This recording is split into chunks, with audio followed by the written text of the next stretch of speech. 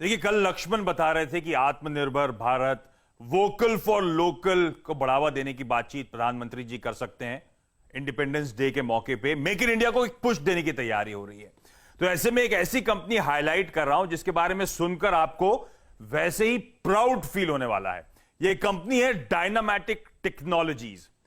665 रुपए के लेवल्स पे ट्रेड, साल के हाईस 1419 रुपए के, तो वहां से तो 50% से ज्यादा करेक्ट होकर कामकाज कर रही है।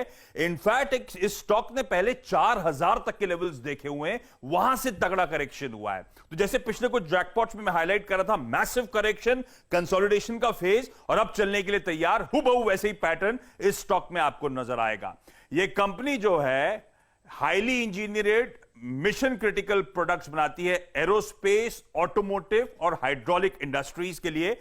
यूरोप और भारत में इसकी मैन्युफैक्चरिंग फैसिलिटीज हैं और 6 कॉन्टिनेंट्स में इस कंपनी के 6 कॉन्टिनेंट्स में इस कंपनी के क्लाइंट्स, कस्टमर्स मौजूद हैं। एक ग्लोबल कंपनी की मैं बात कर रहा हूं। एक दशक पहले इस कंपनी ने भारत के बाहर वेंचर आउट करा। तब इसने स्विंडन यूके में मैन्युफैक्चरिंग फैसिलिटीज एक्वायर करी।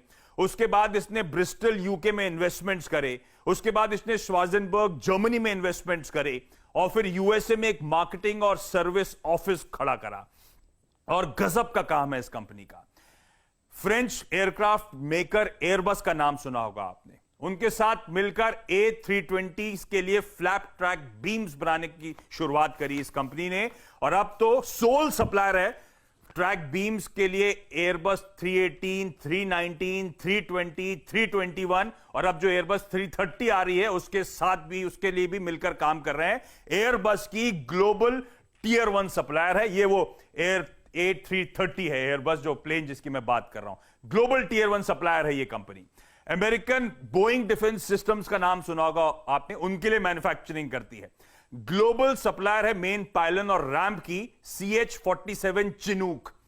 जो लोग जानते होंगे हेवीएस्ट लिफ्टिंग हेलीकॉप्टर है दुनिया का ये, और पावर और मिशन कैबिनेट्स बनाती है P-8 पोसाइडन, जो अमेरिकन मिलिट्री एयरक्राफ्ट है उसके लिए। ग्लोबल सप्लायर है ये बोइंग के लिए।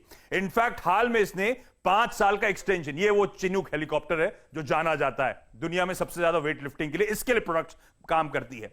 5 साल का एक्सटेंशन करा इसने हाल में बोइंग के साथ करार का।